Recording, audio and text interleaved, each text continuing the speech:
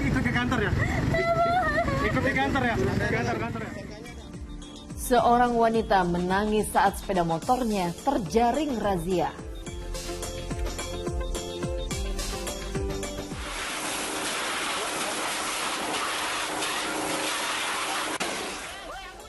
Amukan si jago merah meluluh lantakan 4 rumah, akibatnya seorang bocah meninggal dunia.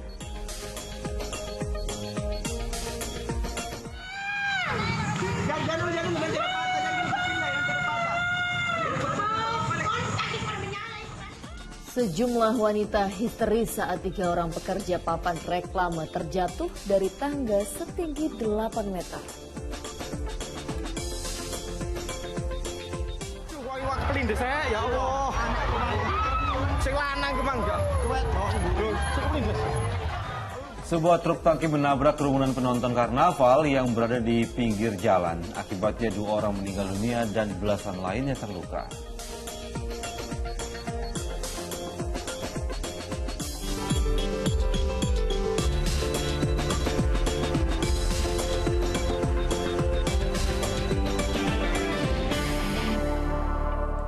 Halo, selamat pagi. Senang sekali saya Dani Maulana. Dan saya Pratiwi Kusuma kembali menemani Anda dalam Fokus Pagi kali ini, Jumat 25 Agustus 2023. Ya pemirsa, dalam 1,5 jam ke depan kami hadir dengan rangkaian informasi dan peristiwa terbaru yang telah dihimpun tim redaksi kami hingga dini hari tadi. Langsung saja kita awali informasi di Fokus Pagi selengkapnya. Ya pemirsa, razia parkir liar yang digelar Dinas Perhubungan Jakarta Barat di kawasan Daan Mogot, Kalideres, Jakarta Barat pada Kamis sore diwarnai tangis terseduh para pemilik kendaraan yang terjaring razia. Kebanyakan menangisi sepeda motor yang telah berpindah tempat ke mobil petugas. Ikut ke kantor ya? Ikut ke kantor ya? Kantor ya? Wanita ini menangis terseduh mendapati sepeda motor yang diparkirnya di bahu jalan di kawasan Daan Mogot Baru, Jakarta Barat telah berpindah tempat ke atas mobil petugas. Ia lalu memohon agar petugas menurunkan sepeda motornya.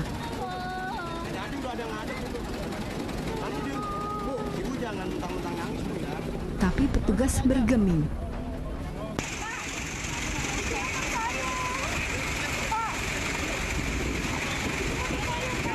Ibu ini juga nyaris menangis mendapati sepeda motornya ikut diangkut petugas. Namun akhirnya ia hanya bisa pasrah karena petugas lagi-lagi bergeming.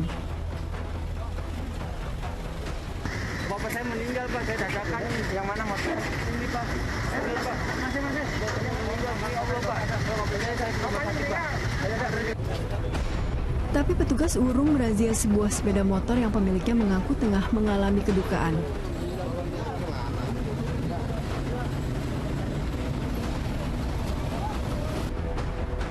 Dalam razia parkir liar di kawasan Jalan Daan Mogot Baru Kamis pagi, petugas menjaring puluhan sepeda motor yang diparkir di sembarang tempat. Jangan dilakukan parkir di badan jalan. Sambil lewat dengan mobil patroli yang ada, kita lakukan bahwa jangan dipergunakan badan jalan ini untuk parkir, karena di dalam ini sudah ada tempat parkir.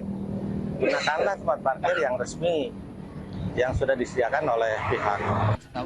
Nggak ada ngasih tahu. Bayar berapa sih di sini? Sehari 3.000 Pak. 3.000. Kalau di dalam resmi? Kalau di dalam saya kurang tahu Pak, belum nanya juga sih. Tapi di dalam ada karena parkirannya? Ada. Kenapa nggak di dalam? Nah itu kan saya di sini boleh gitu. Karena nggak tahu. Tercatat 13 sepeda motor diangkut petugas ke kantor Sudin Perhubungan Jakarta Barat. Sedangkan 75 sepeda motor lainnya dikenakan tindakan cabut pentil atau kempes ban.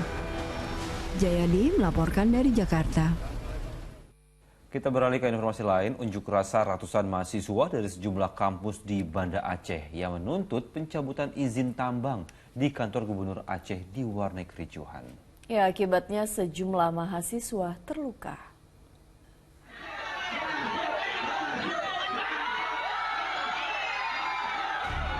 Tiang pintu masuk kantor Gubernur Aceh rusak setelah ratusan mahasiswa yang menggelar unjuk rasa memaksa masuk ke kantor gubernur. Unjuk rasa yang digelar ratusan mahasiswa dari sejumlah kampus di Banda Aceh ini menuntut 16 izin tambang di sejumlah wilayah di Aceh segera dicabut. Mahasiswa mendesak izin tambang salah satu perusahaan yang ada di wilayah Menggamat Aceh Selatan segera dicabut karena dinilai merugikan masyarakat karena merusak lingkungan. PJ Gubernur tidak mau bertanggung jawab, serta Sekda juga tidak mau bertanggung jawab atas persoalan-persoalan yang terjadi hari ini di Menggama. Ya buktinya hari ini beliau itu tidak mau menjumpai bangsa asing. Kepala Dinas Penanaman Modal dan Pelayanan Terpadu Satu Pintu DPMPTSP Aceh, Martunis menegaskan, pemerintah Aceh tengah mengevaluasi 16 izin tambang di Aceh dan saat ini sedang berproses seperti tuntutan para mahasiswa. Dimunculkan oleh mahasiswa ini adalah isu yang juga sedang ditangani oleh pemerintah Aceh. Jadi kita sudah membentuk tim evaluasi izin usaha tambang. Itu ada sekitar 16 yang sudah kita evaluasi, termasuk juga PTBM. Nah, saya kira memang ini, makanya tadi saya minta waktu untuk berbicara, tapi tidak diberikan oleh para pimpinan. Karena untuk perizinan itu sudah didelegasikan oleh gubernur ke kepala DPMPTSP.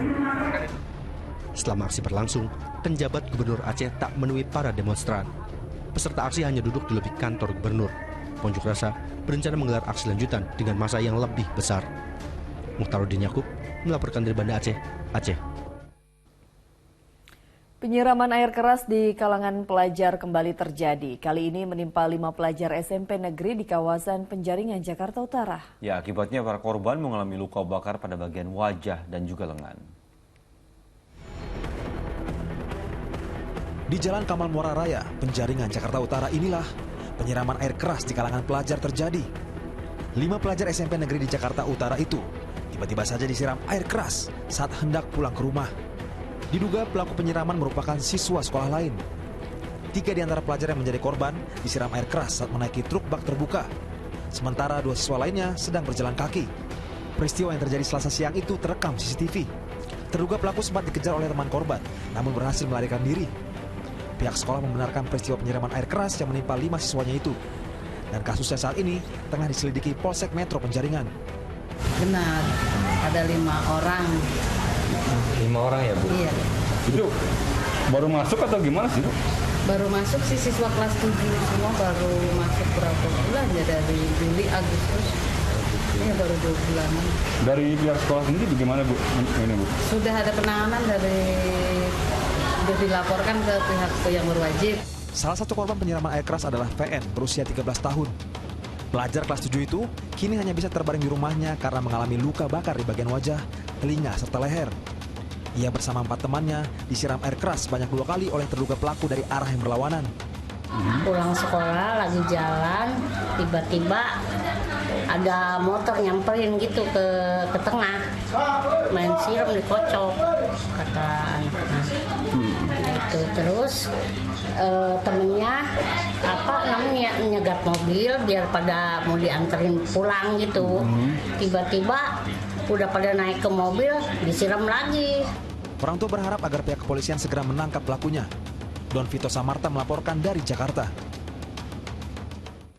Sementara itu, pemirsa, 2 kelompok remaja di kawasan Koja, Jakarta Utara terlibat tawuran menggunakan senjata tajam hingga air keras. Ya, polisi berhasil mengamankan terduga pelaku pembacok remaja di kawasan Tanjung Priok, Jakarta Utara.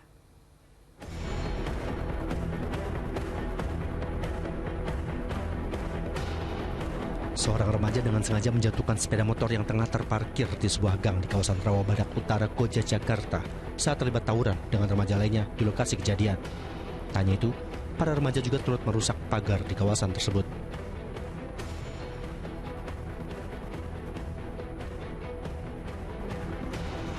Menurut warga, tawuran di kawasan ini kerap terjadi. Tak ayal, peristiwa ini membuat warga resah. Lantaran para remaja tak hanya membawa senjata tajam, tetapi juga air keras.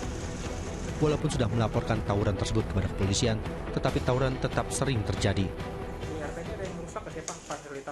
Ya, itu tadi kemarin katanya ada motor yang dirubuhin sama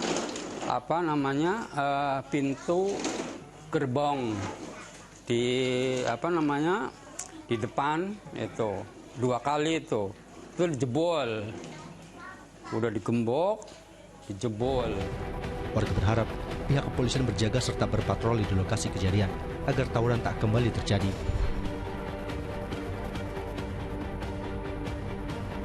Tawuran antar kelompok remaja juga terjadi di kawasan Papanggo, Tanjung Priok, Jakarta.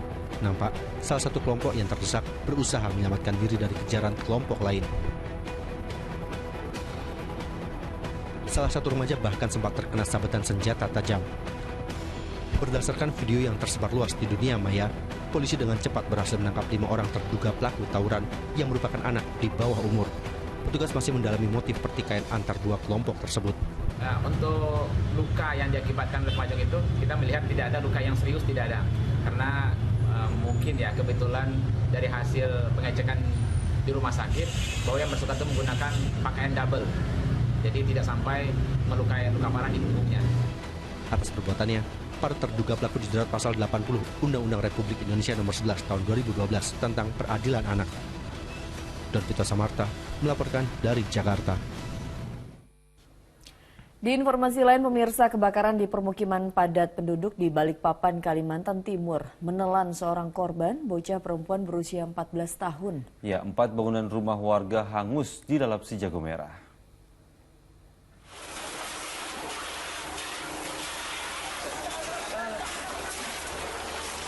Petugas pemadam kebakaran Kamis siang berjibaku memadamkan kobaran api yang membakar permukiman padat penduduk di Jalan Yuka Sepinggan, Balikpapan, Kalimantan Timur. Api dengan cepat menghanguskan 4 rumah warga. Satu di antaranya merupakan indekos 11 kamar.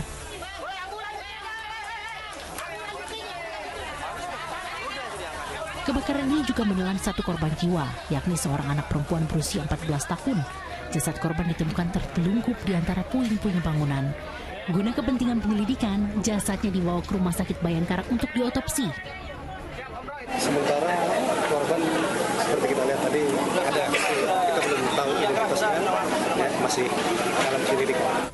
Sebagian material bangunan yang terbuat dari kayu serta tiupan angin yang kencang membuat api dengan cepat membesar dan merembet ke bangunan lainnya. Guna menjinakkan si jago merah, petugas damkar menerjunkan 12 unit mobil damkar untuk melakukan pendinginan.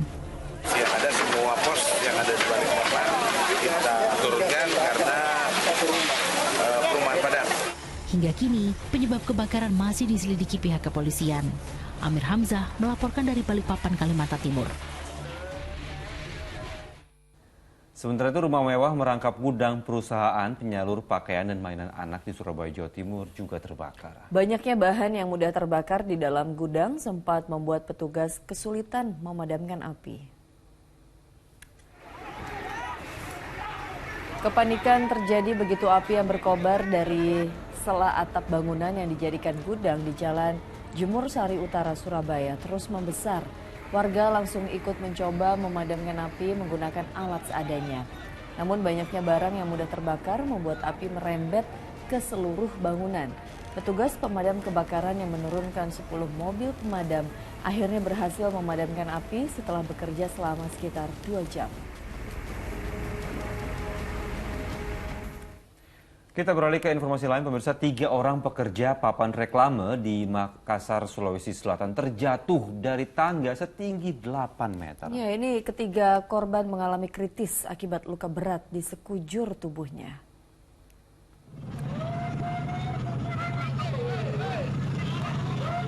Terjatuh dari atas tangga setinggi 8 meter, 3 orang pekerja papan reklame sebuah minimarket di Jalan Bukit Baruga Antang, Kota Makassar, Sulawesi Selatan terluka parah Kamis siang. Sebelum terjatuh, ketiga korban tersengat aliran listrik bertegangan tinggi. Beberapa orang pengendara kemudian mengevakuasi para korban ke Rumah Sakit Wahidin Sudirohusodo, Makassar. Saat dilarikan ke rumah sakit, korban bernama Bail, Malik, dan Bong tersebut kondisinya kritis dengan tubuh penuh luka. Insiden yang menimpa 3 pekerja tersebut diduga karena faktor kelalaian. Tangga yang mereka gunakan untuk berpijak salah satu sisinya menempel pada kabel listrik bertegangan tinggi. Karena tidak menggunakan alat pelindung diri, ketiga korban akhirnya tersengat listrik lalu terjatuh. Jadi bertiga mi jatuh, tapi itu aneh, satu patah nih katanya tangan. Yang di luar, yang di dalam. Yang gemuk, cuma kepala saya lihat, terus keluar darahnya. Yang baju merah itu kayaknya paling parah. Pekerja yang naik untuk memperbaiki, tapi tiba-tiba terjatuh akibat menurut informasi kesetup listrik. Saat ini Polsek Manggala telah melakukan penyelidikan di lokasi kejadian dan memeriksa sejumlah orang yang mengetahui peristiwa tersebut. Rais Sahabu melaporkan dari Makassar, Sulawesi Selatan. Ya, pemirsa, penyidik Polda Metro Jaya memeriksa Fatihud ayah dari Sultan Rifat yang menjadi korban jeratan kabel fiber optik di Jalan Antasari hingga terluka parah. Ya, kepada penyidik, Fatih membeberkan kronologi kejadian dengan dilengkapi sejumlah dokumen dan juga foto. Didampingi kuasa hukumnya, Fatih Hud, ayah dari Sultan Rifat yang menjadi korban jeratan kabel fiber optik di Jalan Antasari pada hari Kamis siang, memenuhi pemanggilan klarifikasi tim penyidik di Treskrimum Polda Metro Jaya. Datanya ke Polda Metro Jaya, Fatih memberikan klarifikasi terkait laporan yang dilayangkan keluarga mengenai adanya dugaan tindak pidana dalam peristiwa kecelakaan yang dialami putranya Sultan Rifat Al-Fatih pada Januari lalu.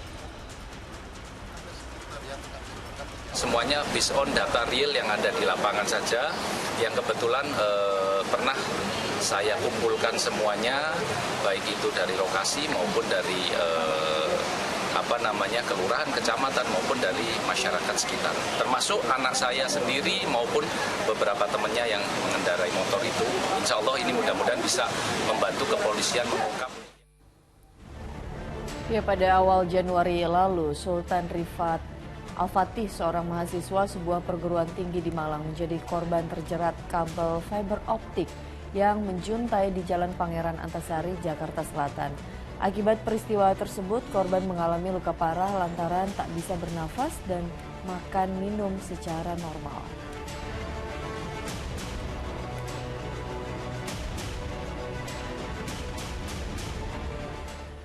Ibadah salat subuh untuk Anda warga DKI Jakarta dan sekitarnya. Kini kita lanjutkan informasi di Fokus Pagi. Ya, pemirsa, kebakaran di tempat pembuangan akhir sampah Sari Mukti di Kabupaten Bandung Barat hingga hari ke-6 belum juga teratasi. Kepulan asap dan dari sejumlah titik api masih menyala, terpantau lewat udara. Dari pantauan udara terlihat kepulan asap masih menutupi area lokasi kebakaran di tempat pembuangan akhir atau TPA Sampah Sari Mukti, Kecamatan Cipatat, Kabupaten Bandung Barat. Bahkan api masih bermunculan di beberapa titik. Memasuki hari ke-6, upaya pemadaman masih belum membuahkan hasil. Tiupan angin kencang juga membuat asap kembali masuk ke permukiman hingga radius lebih dari 3 km dari titik lokasi kebakaran. Kendati asap menyelimuti cukup tebal, namun warga nekat beraktivitas, termasuk digelarnya laga sepak bola antar kampung. Padahal kondisi ini sangat membahayakan bagi kesehatan. Alhamdulillah, jika ada permasalahan, ada yang tidak ada sakit, baru bisa. Kalau masih normal, masih sehat, mangga. Dengan asap kabut, seperti ini mantap. Sementara itu menembus kepungan asap dan titik api, petugas damkar gabungan terus silih berganti berjibaku padamkan api. Berbagai upaya pemadaman sudah dilakukan petugas, mulai dari sistem suntik, ditimbun tanah hingga disemprotkan air. Namun hingga hari ke-6 ini, kebakaran di lahan TPA Sampah Sari Mukti belum ada tanda-tanda padam. Selain cadangan air menipis lantaran sumber air sungai mengering akibat kemarau, petugas damkar juga mulai dilanda kelelahan. Dikhawatirkan karena ada angin, tepan angin yang cukup kencang dapat memicu perambatan api ke atas.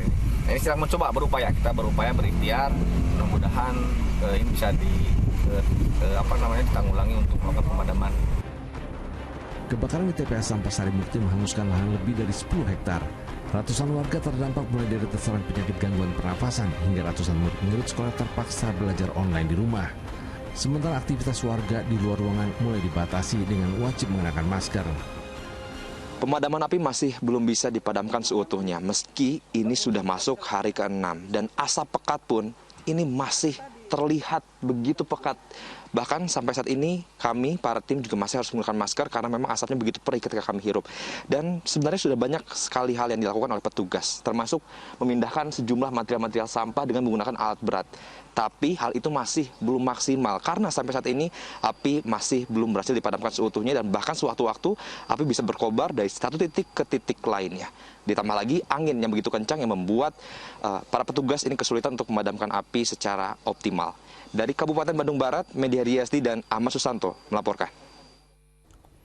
Sementara itu, warga Cilengsi, Bogor, Jawa Barat panik saat kebakaran hebat melanda lokasi pembuangan sampah ilegal di Jalan Raya Narogong. Mereka segera memindahkan harta benda karena khawatir api merembet ke lapak dan juga rumah warga.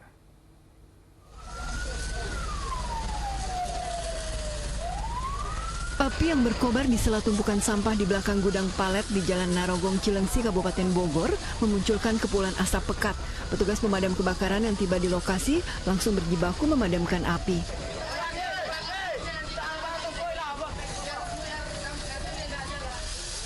Namun pekatnya asap membuat warga panik.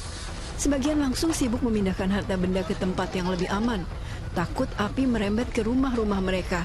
Sejumlah ibu bahkan menangis.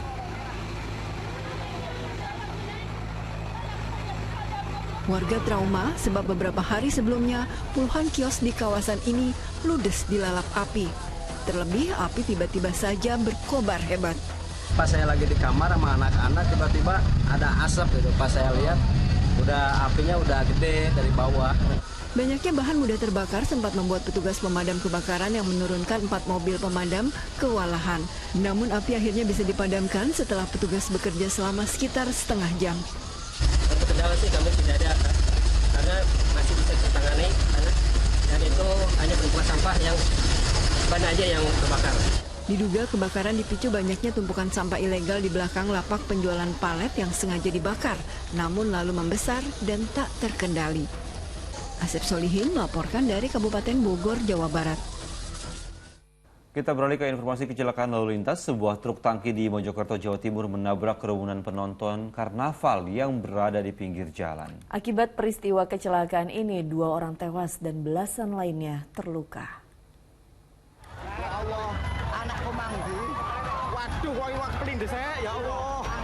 Peristiwa kecelakaan maut ini terjadi di Jalan Raya Pacet, Desa Sajen, Kabupaten Mojokerto, Jawa Timur pada Kamis sore. Truk tangki bermuatan air menabrak kerumunan penonton karnaval HUT ke-78 Republik Indonesia. Akibat insiden ini 2 orang tewas di lokasi kejadian usai terlindas roda truk tangki. Sementara itu 16 orang lainnya mengalami luka-luka. Rata-rata korban mengalami patah tulang pada kaki dan tangan. Selain menabrak penonton karnaval, truk juga menabrak sejumlah motor dan 2 mobil.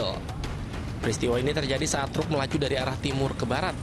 Sesampainya di lokasi kejadian dengan kondisi jalan menurun, truk tiba-tiba meluncur tak terkendali. Diduga truk tangki air tersebut mengalami remblong. Kayaknya penonton, karena dari pakaiannya tidak menggunakan pakaian karnaval. Itu kendaraannya terlibat, Pak? Berapa banyak, Pak? Ya, kendaraan yang terlibat. Kendaraan yang terlibat. Ya, terlibat kendaraan jadi 1 tangki, 3 motor, di mana 1 motor ada di bawah mobil tangki itu masih belum kita evakuasi. Karena nunggu petugas laka lantas dari Polres. Hingga saat ini pihak Satlantas Polres Mojokerto masih terus menyelidiki dan memeriksa sejumlah saksi termasuk sopir truk untuk mencari tahu penyebab pasti kecelakaan maut tersebut. Diak Eko Purwoto melaporkan dari Mojokerto, Jawa Timur. Seorang pengendara sepeda motor di Surabaya, Jawa Timur tewas terlindas mobil box. Korban menderita luka cukup parah di bagian kepala, sedangkan sopir mobil box langsung kabur melarikan diri. Pengendara sepeda motor ini tewas ketika di lokasi kejadian usai terlindas mobil box di Jalan Dupa Rukun, Surabaya, Jawa Timur, Kamis sore. Peristiwa ini terjadi ketika korban terjatuh saat hendak berputar arah. Naas pada saat yang bersamaan ada mobil box yang melintas di belakang korban, hingga tabrakan pun tak terhindarkan. Usai peristiwa kecelakaan terjadi, sopir mobil box langsung kabur melarikan diri. Kan jalan itu pelan-pelan, tapi paling perkiraan dia itu tergesa-gesa nenggol mobil, lalu jatuh di kena mobil antrak. Jatuh sendiri sebelumnya? Hah? Jatuh sendiri atau gimana? Perkiraan jatuh sendiri. Terus di belakangnya ada apa? Motor box besar. Terus mobil boxnya kemana? Wah, enggak ada. Langsung. Satlantas Polres Pelabuhan Tanjung Perak, Surabaya yang tiba di lokasi langsung menggelar olah TKP dan memintai keterangan sejumlah saksi. Sementara itu jasad korban dibawa ke Rumah Sakit Dr. Sutomo, Surabaya untuk dilakukan otopsi. Slamet Riyadi melaporkan dari Surabaya, Jawa Timur. Polisi meringkus seorang pria yang menjual narkoba sembari membawa anak balita. Informasi selengkapnya akan disampaikan oleh Pratiwi Kusuma sesaat lagi hanya di Fokus Pagi. Mana babe ini? Ini anak kamu kan? Ponaan, cucu. Ya enggak apa-apa ya. Dua ya. Yuk, guys. Goceng mobil.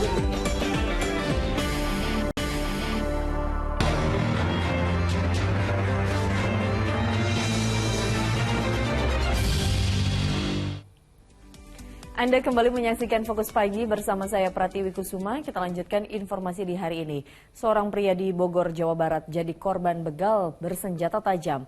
Akibatnya korban mengalami luka-luka di bagian tangan dan kaki.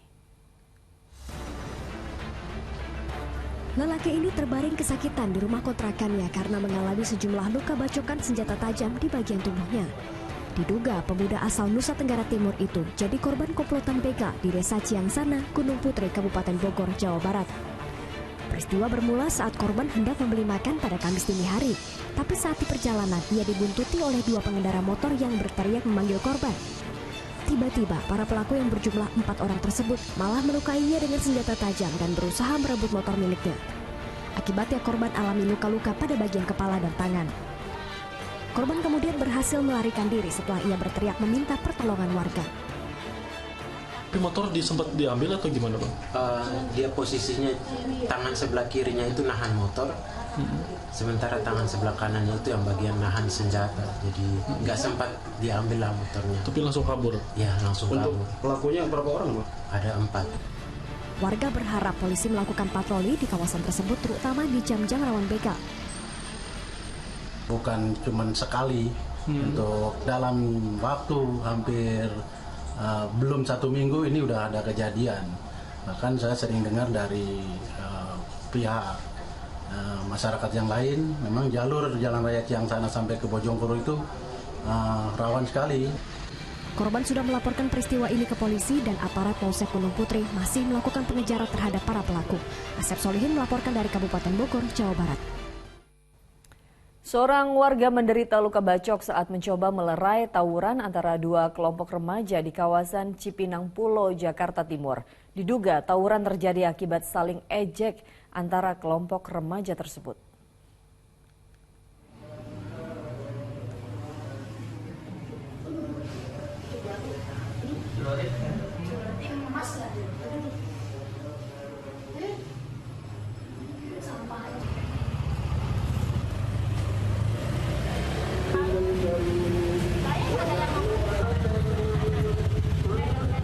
Dua kelompok remaja di kawasan Cipinang Pulo, Kecamatan Jatinegara nampak saling serang menggunakan senjata tajam. Seorang warga yang mencoba melerai keributan menjadi korban sabetan senjata tajam dan mengalami luka di bagian tangan dan perut dan langsung dilarikan ke rumah sakit. Warga khawatir dengan tawuran antara remaja ini dan berharap polisi dapat melakukan patroli di wilayah yang rawan tawuran.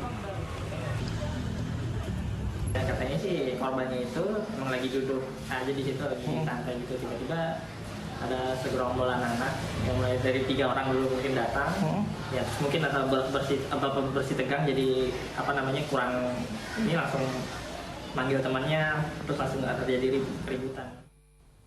Warga desa Tempel, Kabupaten Sukoharjo, Jawa Tengah digegerkan dengan penemuan mayat seorang wanita di salah satu rumah di perumahan setempat. Saat ditemukan, kondisi korban dipenuhi oleh bercak darah di tubuhnya. Warga sekitar langsung berkerumun di lokasi kejadian. Begitu mendengar adanya temuan jasad seorang wanita di salah satu rumah di Desa Tempel, Kabupaten Sukoharjo, Jawa Tengah, Kamis siang.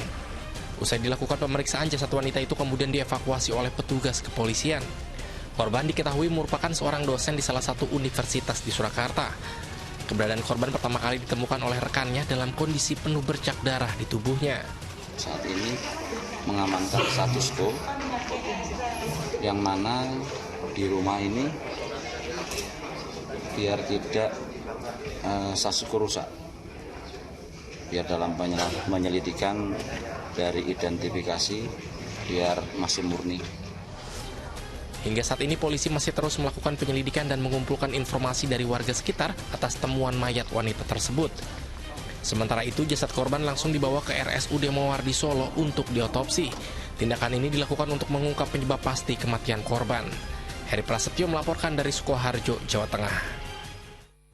Diduga mencuri mobilnya yang ditahan di kantor polisi, seorang oknum wakil kepala SMA negeri di Bandar Lampung ditangkap.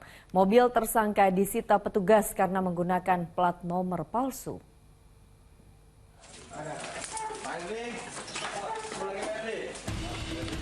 Satuan Reskrim Polresta Bandar Lampung menggerebek rumah seorang wakil kepala sekolah salah satu SMA negeri di Bandar Lampung di kawasan Kemiling, Kamis malam.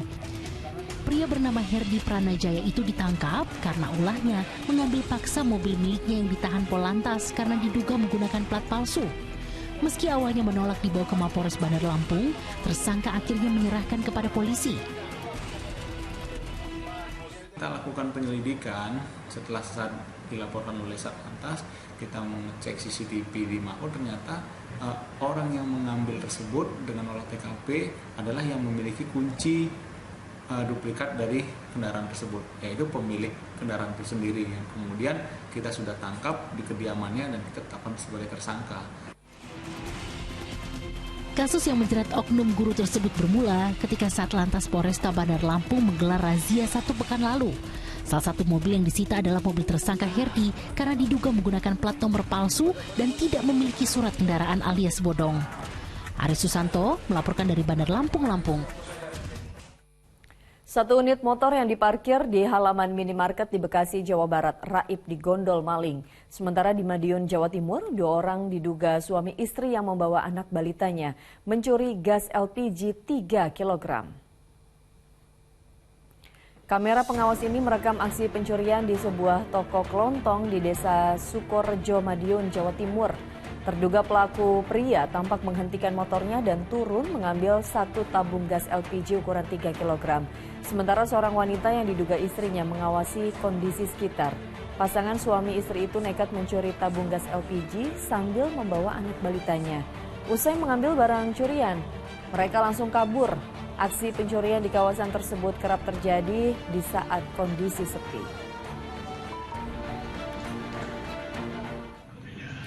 Sementara di Bekasi, Jawa Barat, pencurian sepeda motor terjadi di sebuah minimarket di Jalan Surya Raya pada Rabu malam. Korban yang turun untuk membeli obat meninggalkan kendaraannya di halaman parkir. Setelah pria itu keluar dari minimarket, ia terkejut melihat motornya raib. Ia pun sempat bertanya ke pedagang sekitar namun tak ada yang melihat maling tersebut. Pencurian ini sudah dilaporkan korban ke polisi dengan membawa bukti CCTV di sekitar lokasi kejadian. Kasusnya kini ditangani Polsek Bekasi Selatan dan Polres Metro Bekasi Kota. Pemirsa, seorang pria diduga bandar narkoba di Lampung Tengah, Lampung diamankan petugas saat akan mengantar sabu-sabu kepada konsumen. Terduga pelaku mengajak seorang anak balita saat beraksi, diduga agar bisnis haramnya tak dicurigai warga. Punya kamu bukan? Bukan. Antar mana? Kamu mana? Mana sih? Pria ini tak bisa berkutik saat polisi meringkusnya di Jalan Desa Terbanggi Besar, Lampung Tengah, Lampung, Kamis sore. Pengendara sepeda motor ini ditangkap saat akan menemui seorang pembeli sabu-sabu. Terduga pelaku ditangkap tak jauh dari rumahnya. Untuk menyamarkan bisnis haramnya agar tak dicurigai warga, terduga pelaku menjual sabu-sabu dengan mengajak keponakannya yang masih balita. Mana saat kami melakukan upaya tersebut, kami amankan 1 orang pria dan 1 motor dengan barang bukti 2 kelipan, 2 plastik jenis sabu. Dan saat dilakukan upaya paksa tersebut, mengakui bahwa memang dia sudah menjual beberapa jenis sabu tersebut. Penyidikan kasus ini masih akan dikembangkan polisi untuk memburu pemasok serta para pembeli narkoba di Lampung Tengah. Atas perbuatannya, terduga pelaku terancam hukuman 20 tahun penjara. Aris Susanto melaporkan dari Lampung Tengah, Lampung. Satu keluarga di Kabupaten Karimun, Kepulauan Riau ditangkap karena diduga mengedarkan sabu-sabu dan obat-obatan terlarang. Sementara di Cirebon, Jawa Barat, 8 pengedar narkoba diringkus. Puluhan paket sabu-sabu, ekstasi, dan ribuan butir obat bebas disita.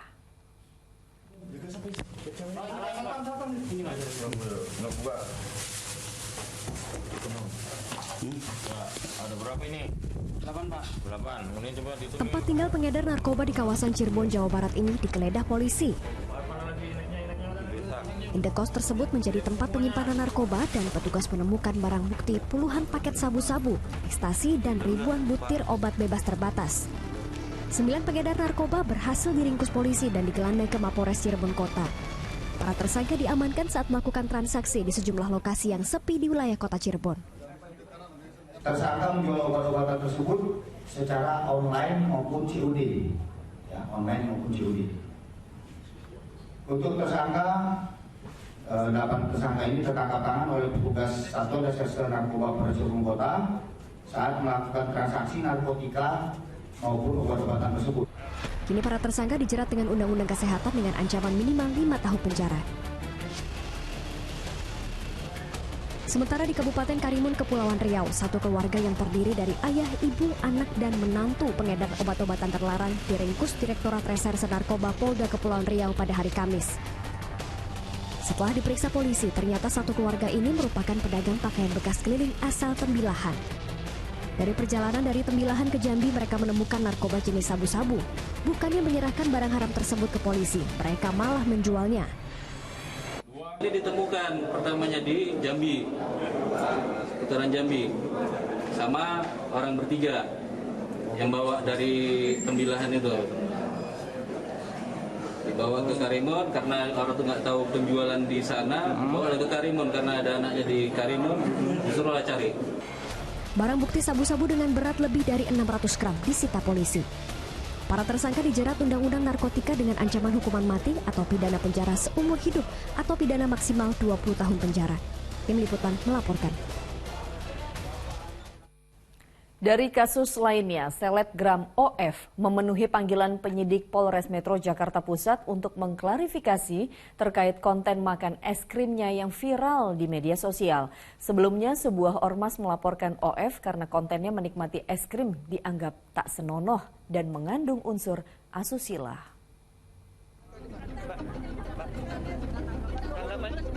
Selebgram OF keluar dari ruang penyidik Polres Metro Jakarta Pusat setelah menjalani pemeriksaan selama 2 jam Kamis siang. Perempuan berusia 19 tahun ini harus berurusan dengan polisi terkait kontennya menikmati es krim yang tak biasa hingga viral di jagat maya. Dengan kepala terus menunduk, OF tak memberikan komentar apapun kepada awak media yang sudah menantinya. Namun kuasa hukumnya menjamin OF akan bekerjasama dengan pihak kepolisian. Cepat sekali lah, kalau pemeriksaan kan lama, nggak mungkin jam segini udah selesai. Ya, oke? Tapi mungkin ada sedikit deg-degan nggak diperiksa atas konten ini segala macamnya, oke mungkin? Namanya orang kan lah, masih muda gitu kan ya. Jadi tetap kami komitmennya adalah bekerja sama dengan pihak kepolisian. Kami akan menjadi warga negara yang baik dan kami siap untuk menghadapi proses hukum. Itu aja ya. Kapolres Metro Jakarta Pusat Kombes Pol Komarudin juga akan meminta keterangan ahli dari Majelis Ulama Indonesia dan Kominfo serta juga ahli pidana. Jika terpenuhi adanya alat bukti yang cukup, maka kasus ini akan dinaikkan statusnya ke tingkat penyidikan. Sekiranya nanti dari hasil klarifikasi ataupun dalam proses penyelidikan ini terpenuhi adanya alat bukti yang cukup dan memenuhi unsur-unsur dari apa yang dipersangkakan, maka tahapan berikutnya adalah meningkatkan menjadi status penyidikan. Namun saat ini masih dalam proses penyelidikan, permintaan pendapat ahli, dan beberapa saksi-saksi. Sebelumnya, pengurus besar Serikat Mahasiswa Muslimin Indonesia melaporkan OF terkait kontennya menikmati es krim dengan pose tak selayaknya, dianggap tak senonoh dan mengandung unsur asusila. Abdul Haris melaporkan dari Jakarta. Asap pekat yang menyelimuti kota menghalangi jarak pandang pengendara. Informasi selengkapnya akan disampaikan Dani Maulana usai jeda.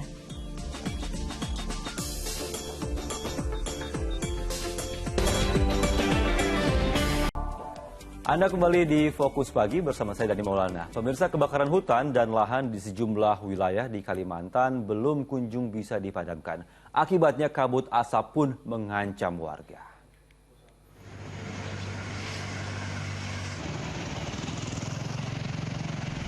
Asap pekat masih menyelimuti Kota Sampit, Kabupaten Kota Waringin Timur, Kalimantan Tengah, Kamis pagi. Kabut asap menghalangi jarak pandang para pengendara yang melintas di sejumlah jalan. Kabut asap juga mengganggu lalu lintas di perairan Sungai Mentaya Sampit. Meski tidak sepekat beberapa hari sebelumnya, tapi aroma menyengat yang ditimbulkan dari asap kebakaran hutan dan lahan masih terasa. Warga pun terpaksa menggunakan masker di luar ruangan guna menghindari dampak negatif bagi kesehatan. Kami menggunakan masker, Mas. Nggak berani kita ngambil resiko tanpa masker. Anak-anak juga saya suruh pakai masker, Mas, untuk ke sekolah. Termasuk di rumah juga Istri saya juga pakai masker, Mas, untuk mencegah hal-hal yang tidak diinginkan lah.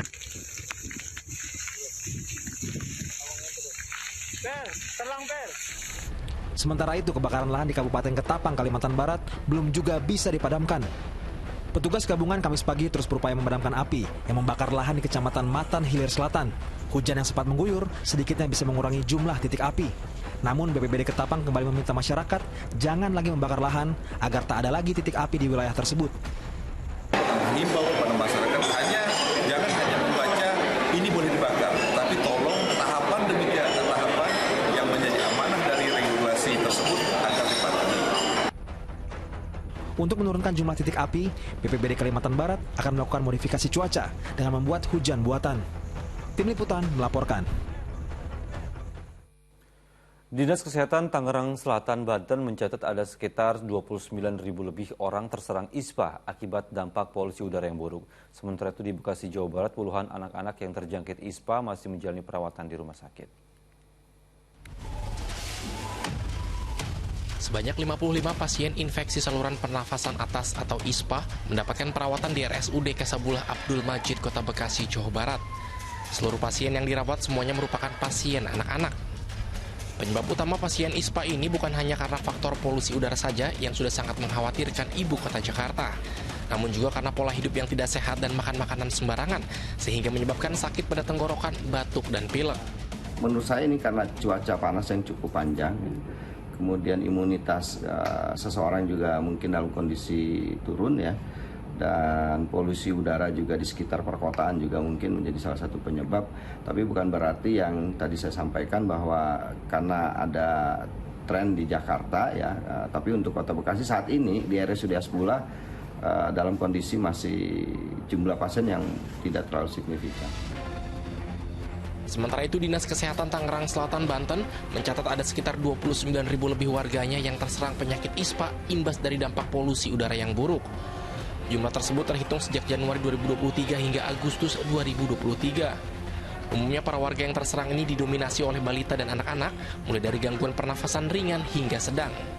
Sampai saat ini yang berkunjung ke fasilitas kesehatan kami ringan sampai sedang ya, dan itu lebih ke cenderung kalau orang melihatnya ya batuk pilek gitu ya, tapi ternyata setelah dilakukan pemeriksaan berikutnya yaitu dikategorikannya adalah infeksi saluran pernafasan akut.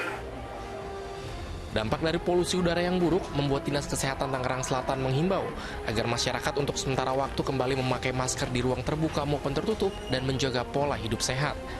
Selain itu, pihaknya juga akan terus memberikan fasilitas kesehatan di puskesmas maupun rumah sakit umum untuk para penderita ISPA baik rawat jalan maupun rawat inap.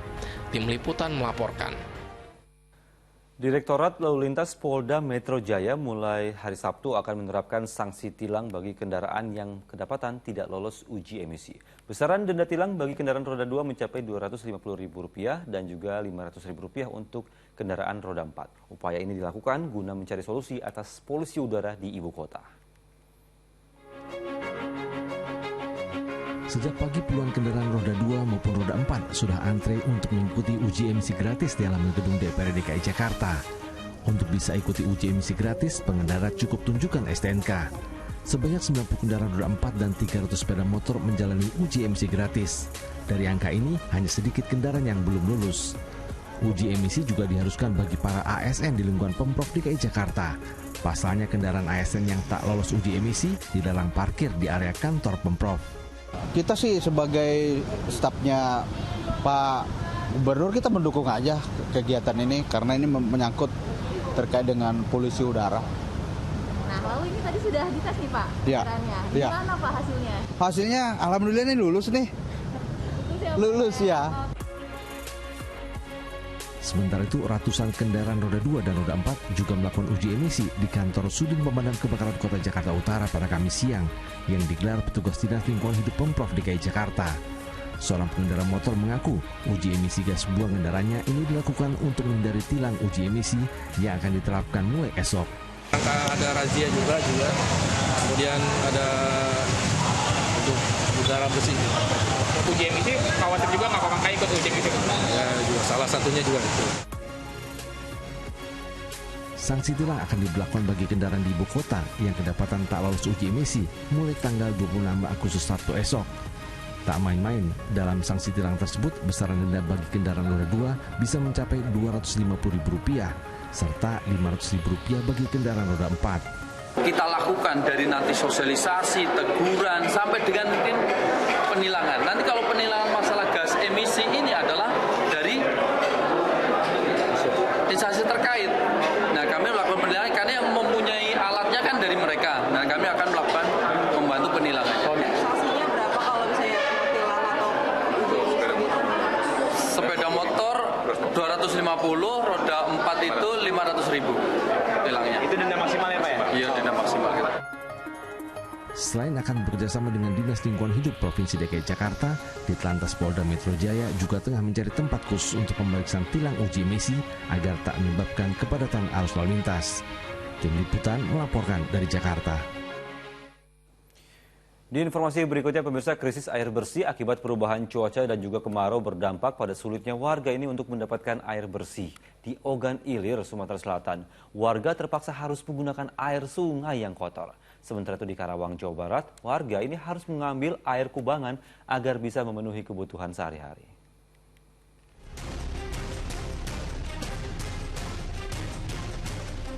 Warga Dusun Cibenda, Karawang, Jawa Barat terpaksa harus menggali sumur kecil dari air kubangan demi bisa mendapatkan air untuk kebutuhan hidup sehari-hari.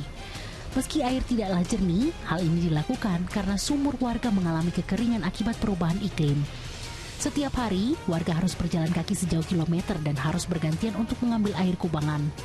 Warga juga harus membeli air bersih seharga Rp100.000 per 1.000 liter kepada pedagang air. Dampak krisis air bersih memang sudah dirasakan warga sejak 3 bulan terakhir di kawasan Karawang. Ada 4 kecamatan dan 7 desa di Karawang yang mengalami kekeringan. Pemerintah daerah juga sudah memberikan bantuan air bersih ke warga di lokasi terdampak. Sementara ini kami berkolaborasi dengan teman-teman dari PDAM dan PMI untuk sama-sama menyalurkan bantuan air bersih ini. Tapi sifatnya kita tersebar ya, supaya jangan sampai ada satu wilayah yang hanya itu saja yang didistribusikan. Krisis air bersih juga dialami warga desa Simpang Labuhan Dalam, Kabupaten Ogan Ilir, Sumatera Selatan. Warga terpaksa memanfaatkan air sungai yang mulai mengering. Meski kondisinya kotor dan tak layak, warga tidak memiliki pilihan untuk memenuhi kebutuhan sehari-hari. Sementara untuk minum, warga terpaksa membeli air galon. Krisis air bersih sudah dialami warga sejak 2 bulan terakhir. Ironisnya, air PDAM yang telah terpasang sejak awal tahun 2023 lalu tidak pernah mengalir. Jadi saya selaku Kepala Desa Simpang Labuhan Dalam mengharapkan kepada PDAM untuk segera mengaliri air ke desa kami. Masyarakat berharap pemerintah setempat bisa memberikan bantuan air bersih agar warga bisa menggunakan air yang layak. Tim Liputan melaporkan. Kita beralih ke informasi lain, pemirsa. 2 korban kapal tewas tenggelam di perairan Kepulauan Seribu dimakamkan. Kedua korban adalah ayah dan anak. Pemakaman 2 orang korban kecelakaan kapal motor KM Dewi Nur yang tenggelam di perairan Kepulauan Seribu berlangsung di Desa Kertajaya, Kabupaten Sukabumi, Jawa Barat pada hari Kamis. Dari hasil pemeriksaan polisi, diketahui kedua korban merupakan ayah dan anak. 2 dari 3 korban yang hilang ditemukan tim SAR Basarnas dalam kondisi tak bernyawa. Sedangkan 1 penumpang kapal hingga kini masih dalam pencarian. Yang berinisial H, sampai saat ini kami belum memberikan belum mendapatkan informasi karena masih tahap pencarian. Menurut keterangan dari keluarga korban, mereka bertiga ke sana itu berangkat dalam rangka untuk kerja. Sebelumnya, kapal KM Dewi Nur 1 bermuatan material bangunan berangkat dari Pantai Mutiara menuju Pulau Sepa pada Sabtu dini hari. Namun di tengah perjalanan, diduga kapal mengalami kerusakan mesin hingga tenggelam. Dalam peristiwa ini, 12 orang berhasil selamat, 3 orang tewas, 1 penumpang terluka dan 1 lainnya masih dinyatakan hilang. Tim Liputan melaporkan. Pemirsa, masa penahanan tersangka kasus dugaan penodaan agama dan ujaran kebencian Panji Gumilang diperpanjang hingga 40 hari ke depan. Keputusan ini diambil untuk kepentingan penyidikan yang masih berlangsung. Kasus dugaan penodaan agama dan ujaran kebencian dengan tersangka Panji Gumilang masih terus diselidiki Barreskrim Polri. Karena itu masa penahanan Panji Gumilang diperpanjang menjadi 40 hari ke depan. Masa penahanan berlangsung atau berlaku sejak tanggal 22 Agustus hingga 30 September 2023. Sementara itu terkait kasus tindak pidana pencucian uang atau TPPU, polisi telah memeriksa 4 orang saksi. 1 orang saksi yang diperiksa adalah pembina Pondok Pesantren Al Zaitun. Pemeriksaan terkait dugaan penyalahgunaan dana bantuan operasional sekolah atau BOS. Tahanan selama 40 hari ke depan sejak tanggal 22 Agustus sampai dengan 30 September. Kemudian untuk kasus perkembangan terkait Al Zaitun Saudara PG, untuk kasus TPPU-nya penyidik Direktorat Tindak Pidana Eksus Barreskrim Polri telah memeriksa terhadap 3 orang sebagai bendahara dari Madrasah. Tim nasional Indonesia berhasil melaju ke final Piala AFF U23 setelah menaklukkan tuan rumah Thailand dengan skor 3-1. Fokus Pagi segera kembali.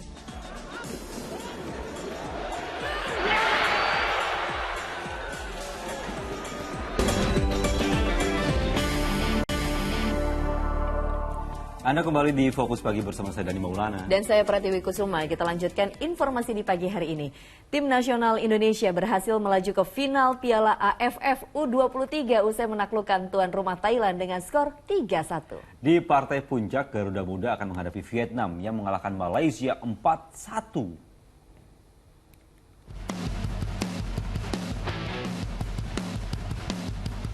Menghadapi tuan rumah Thailand di Rayong Stadium pada semifinal Piala AFF U23 Kamis malam, timnas Indonesia bermain solid sejak awal laga. Hasilnya terbukti, tim asuhan Sintayong berhasil membuka keunggulan ketika laga baru berjalan 10 menit lewat tendangan Kelly Schroyer. Garuda Muda menambah keunggulannya di menit 23. Lemparan ke dalam Robi Darwis ditanduk dengan sempurna oleh Muhammad Ferrari yang membuat Indonesia unggul 2-0. Tak ingin malu di kandang sendiri, tim Gajah Putih memperkecil ketertinggalan lewat Cudit Wan Prapau 4 menit berselang. Indonesia unggul semakin jauh jelang paruh pertama berakhir. Naca Promsombon salah mengantisipasi umpan lambung Haikal Al-Hafiz yang berakibat bola masuk gawang sendiri.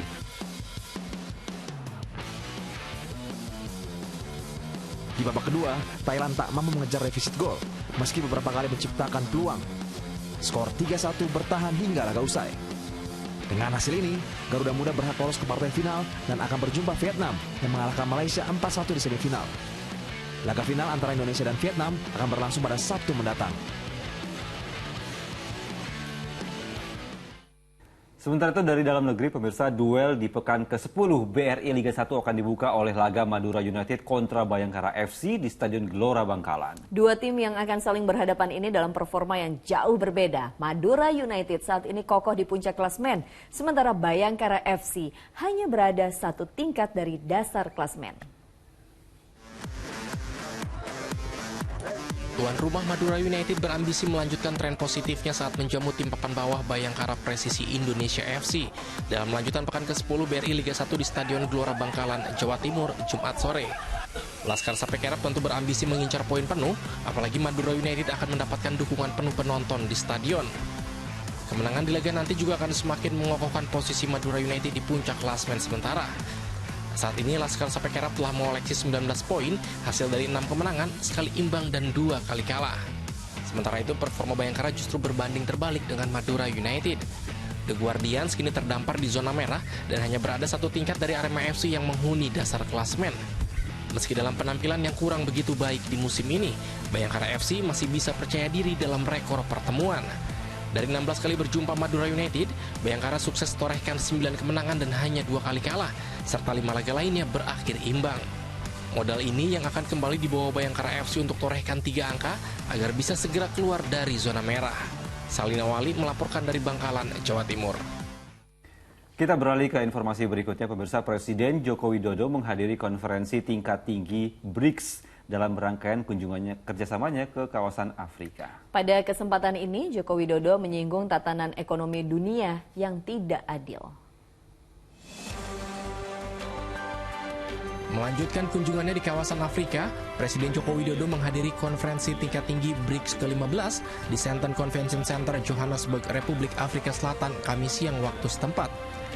Kehadiran Jokowi dalam KTT tersebut adalah untuk memenuhi undangan sebagai Ketua ASEAN.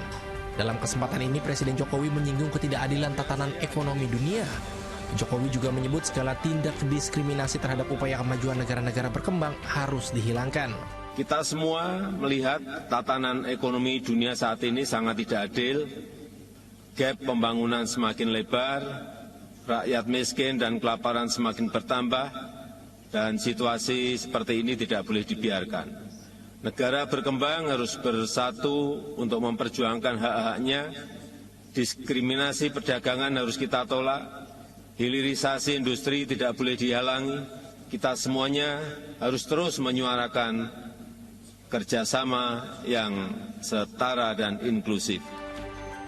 Sementara itu, terkait kepesertaan Indonesia menjadi anggota BRICS, Presiden Joko Widodo masih akan mengkaji dan mempertimbangkannya.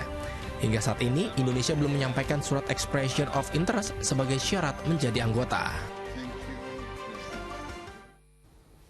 Menteri Perdagangan Zulkifli Hasan menghadiri pertemuan tingkat Menteri Perdagangan dan Investasi G20 di Jaipur, India. Kehadirannya di G20 membahas mengenai kerjasama dagang multilateral dan juga pertumbuhan kesejahteraan global serta pertemuan antar pelaku usaha negara G20. Pada pertemuan yang dihadiri lebih dari 300 delegasi Menteri Perdagangan, ada beberapa tantangan yang dihadapi khususnya di tengah kondisi pasca pandemi dan gempuran konflik geopolitik. Dalam pembukaan pertemuan tingkat Menteri Perdagangan dan Investasi G20 di Jaipur, India, Zulhas mengatakan pertemuan ini akan bersama-sama menentukan arah kebijakan dalam mengatasi tantangan bidang perdagangan. Mendak menuturkan Menteri Perdagangan G20 harus menghasilkan kesepakatan dan juga memperkuat pandangan para pemimpin G20 pada konferensi tingkat tinggi di New Delhi September mendatang.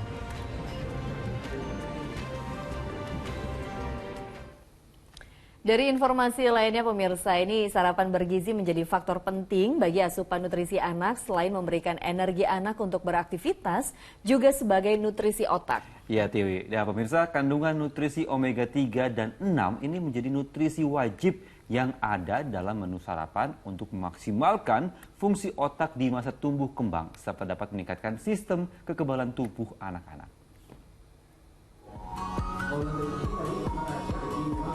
Menu sarapan dengan kandungan nutrisi omega 3 dan 6 tak hanya dapat memaksimalkan fungsi otak di masa tumbuh kembang anak, tetapi juga meningkatkan sistem kekebalan tubuh si kecil.